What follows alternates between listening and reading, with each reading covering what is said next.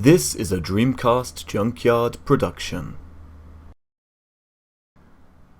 Hello guys, today I'm going to be playing a demo of a new game for the Dreamcast. Yes, that's right, a new game for the Dreamcast in the year 2016.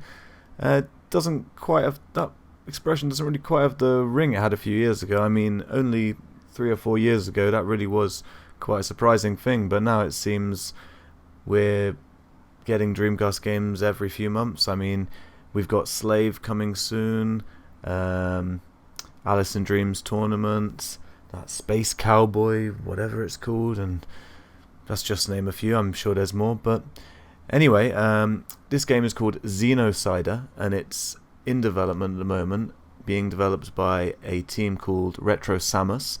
They're developing another Dreamcast game at the moment, which is a graphic novel. The name is escaping me. I think it's called Hotel Dusk. Yeah, I want to say Hotel Dusk, but I might be wrong about that, so yeah, don't quote me. Maybe best to check on their webpage. Anyway, yeah, so as I already mentioned, this is a demo of a game that's up on Kickstarter, which is great, because usually we're lucky if we get a few pieces of concept art, let alone a full demo, so we can try the game before we put our money down. So that's fantastic, and I think that's a great move by the developers.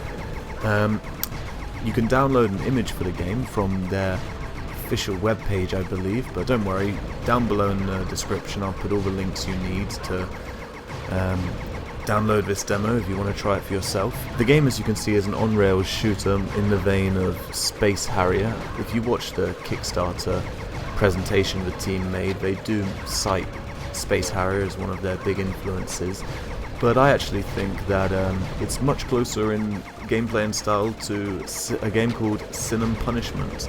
There was a treasure game for N64, there was also a sequel on the Wii.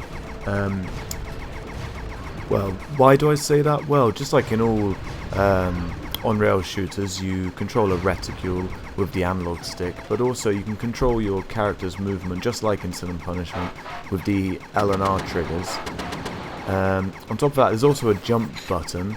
At this early stage, that doesn't really seem to have much use, so to be honest. I mean, if you can see in the gameplay footage the like trap-looking things on the floor, you can use it to jump those, but at the moment you can't use it to dodge any enemy fire or enemies, or other enemies. That may change, it's still early days. What do I like about the game? Well, it's one of the first fully 3D Dreamcast indie releases we've had. It runs at a really smooth frame rate. The draw distance isn't fantastic, but it's pretty good. And on the reticule, what I do like is when you're targeting or something, it kind of flashes to give you a bit of feedback, so you know you're hitting something, which is great for those spots where you're firing into the distance. You can't quite see what you're firing at. So it's good that the developers decided to give you a little bit of feedback in that way. The gameplay is great. The difficulty is rock solid. I mean, it doesn't look that difficult on this play run now, but believe me, it took me many attempts to finally get this run down and get to this boss. So yeah, it's not an easy game at all, and that's only a good thing in my opinion. The sound effects and music are both great. They suit the gameplay, and the music suits the style of the level really well, so that's good. I would like to see a few more ways of attacking added. I mean, at the moment you've only got this standard shot. It would be nice to have some kind of homing shot, or a melee attack, or missiles, or some kind of berserk attack like in Panzer Dragoon. But yeah, as I said before, it's still really early days. I'm not sure if we could really call this a demo. I mean, it's more like a prototype of the game to come, I guess. Now, what you're looking at now is the boss of the demo. He's unbeatable in his current form, but that's just because the game's not finished and they've got nothing. There's nowhere for the game to go after this, so they just left him unbeatable, which is fair enough. It's an obvious homage to the boss of the first level of the original Space Harrier, which is great. I hope there's many more homages to old arcade games, especially old Sega games, to come. Other than this first level, if you look at their Kickstarter, they do have some screenshots and the video I mentioned earlier where they do show a little bit of future levels. So yeah, to sum it up, my first impressions are great, to be honest. It looks like this could be one of the best indie Dreamcast games we've had yet.